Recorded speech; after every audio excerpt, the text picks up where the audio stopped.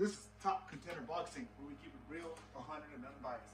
Today's topic is Alexis Espino. He's a Robert Garcia fighter.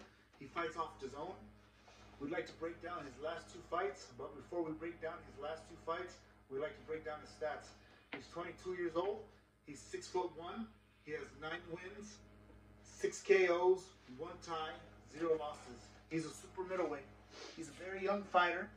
He's still up and coming. But before we do, what do you think about that Reyes fight?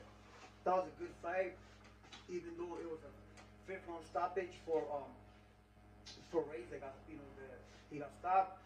But I think that that Espino came in tough, as a young bull. He came in, he did what he had to do. He was pushing him forward. Reyes was just not, it wasn't his night. He wasn't as strong as Espino is. Espino was just jabbing in there, hitting him, doing what he had to do. Yeah. What's your opinion? My opinion, yeah, man. He looked powerful. He looked strong. He looked patient. He looks like a fighter who's still picking his spots. In a fight. He looks good. He's still young, so he's still got more to come out there. That was a Reyes fight. What did you think about the Rodolfo Gomez fight? 12-rounder. That was a tie, a draw, and I do agree with it.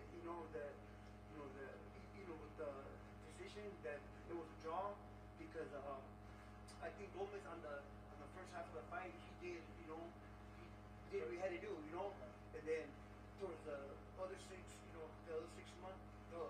rounds, Espino had it. So it was a pretty good fight, but I would still see.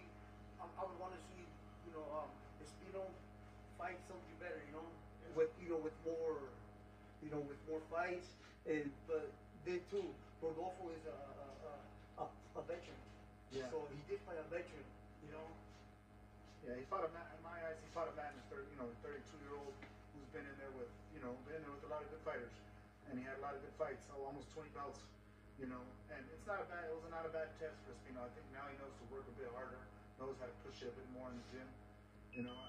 I'm sure after that loss, it's only going to motivate him. I mean, after that tie, it's only going to motivate him. And yeah, man. I mean, I think it was a tie too. It was a well-deserved tie, but I think he'll come back strong. His next bout is the upcoming May 7th, the DAZN undercard for Canelo.